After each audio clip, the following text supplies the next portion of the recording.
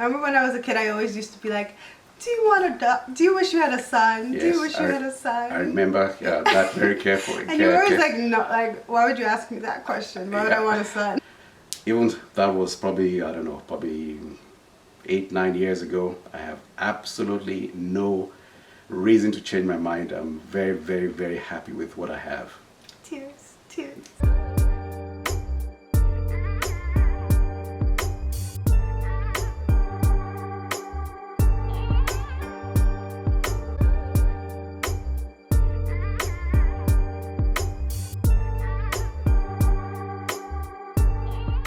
Hi everyone, welcome back to my channel. My name is Reni. If you're new here, welcome, and if you're a returning subscriber, welcome back. On my channel, I do fashion, finance, and lifestyle content. So today we have a bit of lifestyle content, and I have my father here. And a lot of you have seen my past videos, and a lot of you asked for him to come back on my channel, so we're having him back today. If you want to say hi, Dad. Hi.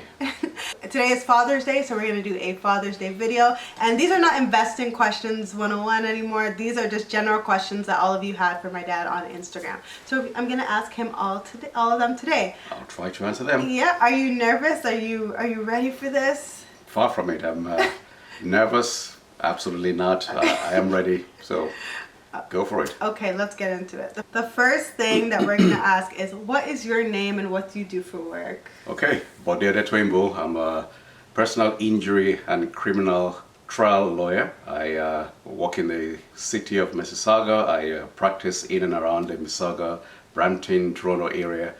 I've been doing this for, in Canada, 14 years, and on the whole been a lawyer for almost 35 years. Wow, it's been 35 years. Yeah, yeah. You old. What do you call the child of an old person? Young, that's what I call me. Okay. What was the first job that you ever had? The first job I had was as an administrative assistant at the University of Lagos Library. Cool, cool. And were you a librarian? Oh wait, no, you were an administrative assistant. Correct. So not doing any proper qualified work as a librarian, but actually, let's call it a librarian's assistant. So filing, shelving, just general administrative tasks as the librarians felt was appropriate for my skill level. Cool. I tried to apply for one of those roles actually at York, and I did not get the job. So the next question is, what is your favorite trait about yourself? Favorite trait about myself is I get to the point very quickly. I'm able to understand the issues very, very quickly, and I understand how to get results. Very true, very true. What traits of yourself do you see in Reni, both good and bad? Good and bad. Yes. Okay. Hardworking, relentless, determined, able to understand issues very quickly, able to concentrate and structure things very, very, very quickly, and plan, get results, and all of those apply to Reni. And then some. Thank you. And any bad traits? Bad traits, more of the same. Just being completely relentless in once we get fixed on a particular purpose, we go through it. So you could say it's a bad trait, but I think it's actually pretty good. That's true, actually. And yeah. Mom's in her video said that I'm not stubborn, but I disagree. Determination to get results it's a good stubborn. Okay. What is your favorite part about being a girl dad? Favorite part about being a girl dad is I watch these young ladies blossom from young ladies to where they are right now, and they get the opportunity to spoil me, and I get an opportunity to be spoiled. So being the minority in the house gives me a unique perspective on how women function as well. So it helps me in just pretty much everything, understanding how the other sex thinks and understanding what they're not saying.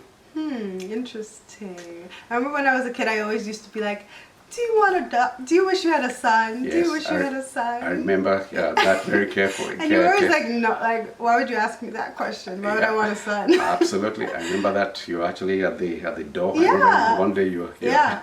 you were at the door, you were asking me that didn't I want a son? And I think my answer was something along the lines of, I'm happy if God wanted me to have boys or a boy or whatever, that's what I'd have got. I'm more than content with what I have. And even that was probably, I don't know, probably 8, 9 years ago. I have absolutely no reason to change my mind. I'm very, very, very happy with what I have. Tears, tears. Okay, so the next question is, what do you love most about your daughters? What I like most about my daughters. I love. How long do we have? Aww, this is a sweetheart. What I like most about my daughters, they make me happy. First of all, they're unique gifts. Just every day, I'm very thankful that I have them. I'm happy that they've actually grown up being who they are. They've listened to us as parents. They just make us proud. They just make me very proud. And I know that our work is not done, but the bulk of the work has been established in them. So that just makes me proud that what my wife and I have, the work we've done for many, many years is already established in them, and the next generations are going to benefit from them. So I could go on, but that was so sweet. I think that's pretty good for now. So we had a lot of questions from parents, like my age who are parents, like Makita and Shei. All right. So they were asking, do you have any tips for raising daughters? What was it like raising girls? Did you let your wife take the lead on certain topics? Okay, what was it like raising girls? Raising girls, first of all, you got to understand culturally, people will push you to say you need another boy or whatever. You need to raise who you have, not who other people tell you that you need to raise. Raising girls is a blessing. You may not understand it, you may not recognize it, but once you accept that this is who God wanted you to raise, your job is to raise them in the best way that you possibly can. I recognized the day Reni was born that my role had changed. It was I changed many things in my life immediately. The very day that I held her in my arms, and it's been blessing after blessing since then. But I'm a reader, a lawyer and a reader. I just went into reading so many books that different from what just people tell me, and essentially understanding raising a lady or girls is different from raising boys. And what I would say to you guys is that you let your wife also get involved, and there are certain things, there are certain topics that your wife will likely discuss with you, and then you ultimately are the man of the house. Be the man of the house and be a role model for them in everything that you do. You take care of their mother because they're looking at you, they're watching you, they're observing you, and ultimately they would probably look at you and probably pick out that what you've modeled in a spouse. So that's what I did. I love that answer. And I think another thing you guys did well with raising, I guess you should do it for boys and girls, but for girls especially, you made sure to speak words of affirmation to us so that like the world couldn't say anything to us that we didn't already know, or they couldn't. If we already knew who we were, then the world couldn't say anything else very to important. us. Yeah, very I think important. that's very important with girls, just because like guys are rude and like a lot of guys. Honestly, like in high school, my self-esteem could have been broken if I listened to the black guys at our school. So I think that it was a big problem back then. I think because like a lot of my friends dealt with self-esteem issues because of guys who would talk down to them. That's unfortunate, but I think because you guys taught us and like spoke words into us, we already knew who we were. It's so critical. Just affirmations, just being positive, and being involved in your life, being able to observe you, and if you're not feeling good or something, just conversations and it's just sometimes the little things. How are you, beautiful? How are you today? Yeah. How are you doing today? How was school? Just talk to me. Yeah. It's just the little things sometimes that actually make up the whole picture of who you are.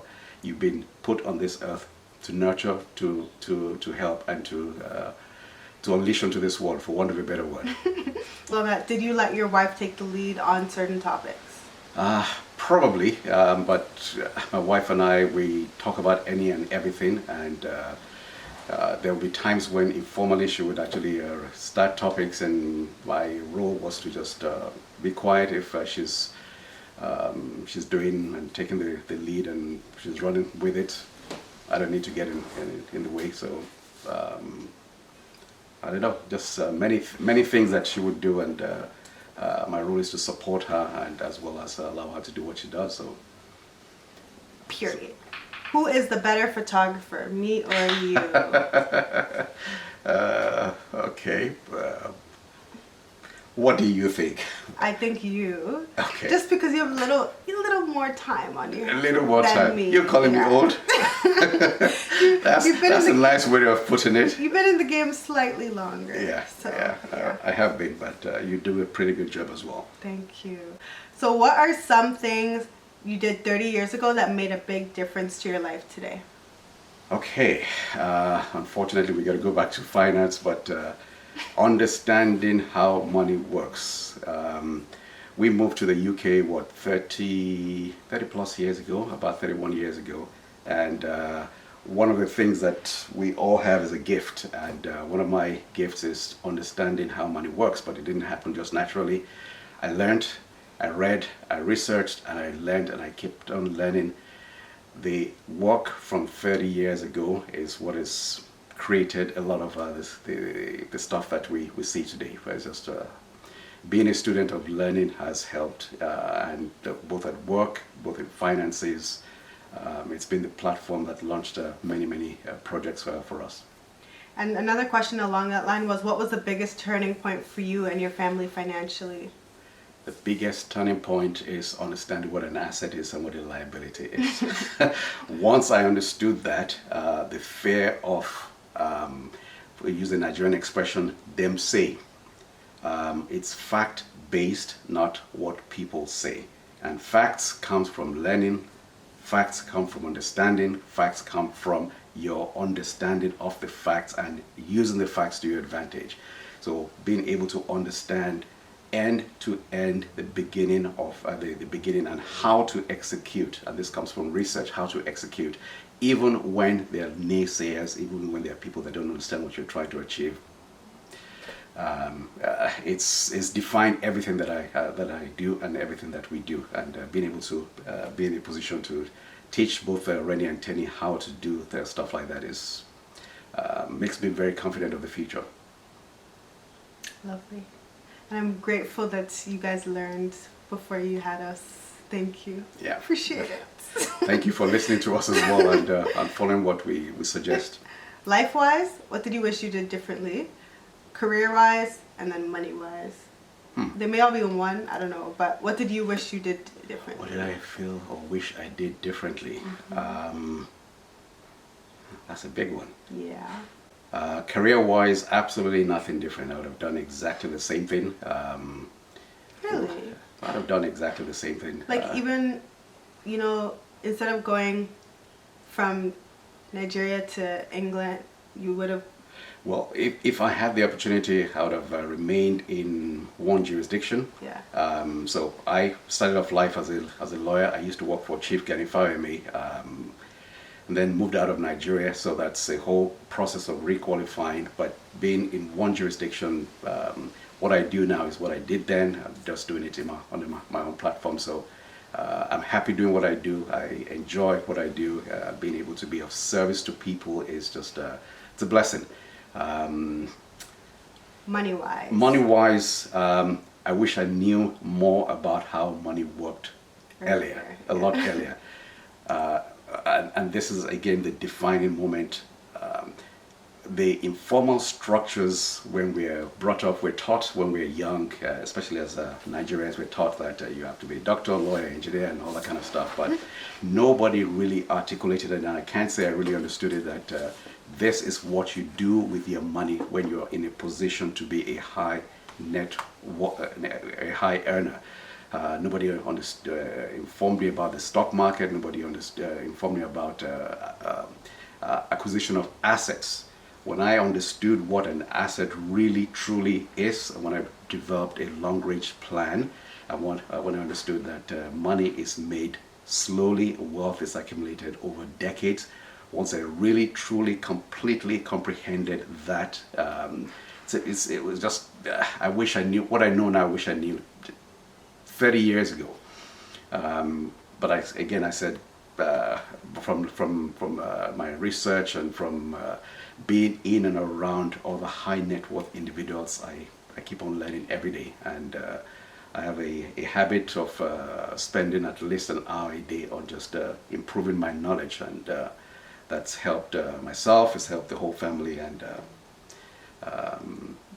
just being able to do it 30 years back would have been quite a difference. Yeah, made a huge difference. Yep. What was your worst day as a lawyer or as an entrepreneur? Okay, as a lawyer, I still remember it. My very first case in Nigeria was probably my worst case. And I say that because I'm fresh out of law school, I'm thrown in. I had 3 senior advocates on the same case with me. It was a case that was scheduled for trial. Rotimi Williams, Mola Joe, and Shofola were all on the same case with me, and there was me with fresh out of school. It was a case to do with Oshodi land, and it had been to the Supreme Court. It was back for trial. I read all through the night. I prepared. I was ready to go. We get to court, and the judge was Justice Oshodi. I was like, what do you mean? Okay, so there's a place in Lagos called Oshodi. Oh, okay. The judge who was presiding, his name is Justice Oshodi. Okay. It's Oshodi family land. And after all that preparation, I hardly slept a wink that night, and there I was, ready to go.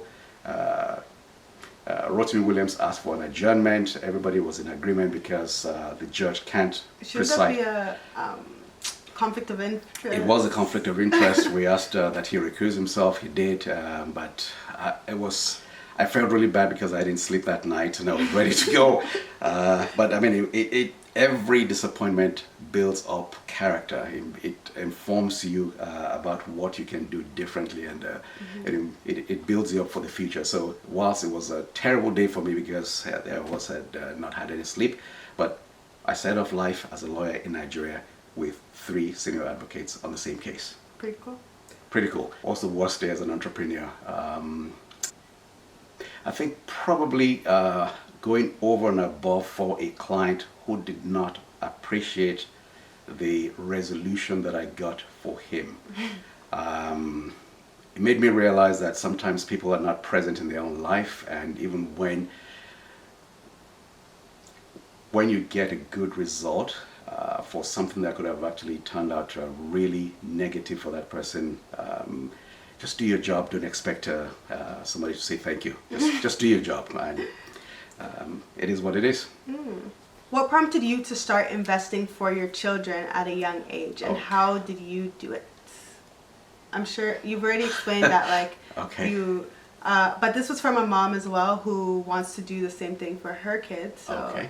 She just wants to know how you did it and why, and Right. how you started. Okay, very good question. So, what prompted me to start investing for the family? Was that the question? Yeah, for your kid. For my kids. Okay, so like I told you, I'm an avid reader. I read so many books, and what I discovered was the characteristics of rich people.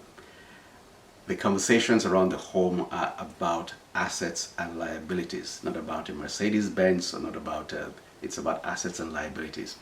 So once I got that concept, my next, my task was to inform them so that the conversations were around assets and liabilities, and then get into a position where I would be the role model that would show them what to do for purpose of their understanding and for them being able to identify income with growth. So set up an account. I think it was called a DRIP account. DRIP investing is where you actually buy the stock of a company, one of the bigger companies, and every quarter, ever so frequently, you can actually make commitments to that company. So when Reni was born, we set up an account. She was born in the UK. We set up an account, and we bought shares. I think I was the primary, and she was designated as the owner. At the age of 18, she assumed full ownership of the equity. The same thing when we moved to Canada. We actually set up when we had the opportunity. The minute we had the opportunity to, we set up our registered education savings plan for her and her sister, and we maximized the contributions in those investments because her education was fully funded by the time she was about, I don't know, probably 11 or 12. Her university education was fully funded, and the same thing with her sister. By the time she got to about 13 or 14, the university education was fully funded. So helping them understand how money works, and at the same time showing them what we've done for them. Like I said earlier on, I'm very excited about the future because of the knowledge that they have, and I've taught them how to fish rather than just giving them fish. I love it. Love it, love it, love it. I actually, when I was growing up, I thought everyone was financially literate and like everyone had the same upbringing and everything. Until I started speaking to my friends and they were like, oh yeah, you only have to pay the minimum balance on your credit card. And I was like, wait, what? Oh. So yeah, Tanya and I appreciates the teachings that you've given us for sure. And that's a pretty scary prospect, but paying off just a minimum on a credit card is the worst kind of thing that anybody can get into. But thank you both for actually listening to us and executing on the knowledge. Another question: how did you choose a good partner? Any tips for people? How did I choose a good partner? By asking questions. I'm a man. I see. We have an expression in Nigeria: you take your eyes to the market. Oh my goodness. I saw your mom and I liked what I saw, but I asked questions. And then I asked questions, and then I asked some more. I didn't make a move until I was satisfied that I knew at least a good chunk of what. Who are you asking questions to? Everybody and anybody. You can ask your mom. I just ask questions. I want to know people that knew her, people that. Okay, here's the thing. I'm a lawyer. I ask questions. Yeah. Even in love, I ask questions. I don't like surprises, so I asked as many questions from her, from her friends, and people that introduced her to, or the lady that introduced her to me, and then I double checked and triple checked until I was satisfied that at least I knew what the rules of engagement should be. So it doesn't sound very romantic, but you know what? It's worked very well for me in life and in love. What are some examples of questions you asked? I asked about her. I asked about her background. I asked about her family life, especially family life. I wanted to make sure that she comes from a family that understood about longevity and from being in the same. What if she didn't? Well, it would not have met my criteria. But what if she's a good person, but her family is just... I had a particular kind of person that I was looking for, and I was not about to compromise on that. So, not saying that she was a bad person or that that person was a bad person, but I knew what I wanted, and I just I went after what I wanted. So it's not nobody is going to live with me, and I knew what I wanted because we've been married now for 25 plus 26, 27. I don't know. It's quite a few years, and it's again start the end from the beginning. Just ask those questions, and keep on asking until you get the answers you're looking for, or you come up to the point where you say, you know what, I know that I'm not going to get a perfect person, but at least I know and I have a good appreciation and understanding of what I'm doing. Okay. Okay. Interesting. How does it feel to be Reni's dad? Oh, how does it feel to be Reni's dad? I'm a very, very proud dad. This is my gift. This is the gift that God brought me to nurture. Aww. I'm a very proud dad. Aww, so sweet. I guess. Oh, thank you, Dad, for being on my channel. Thank you for inviting me. Happy Father's Day to anyone who's watching who is a father to be. And happy Father's Day to all your fathers. I hope that you enjoyed this video. If you have questions for my dad about finances, because I know you all do, leave them down below and we'll answer them in another video. Have a great day, everyone. Bye. Bye.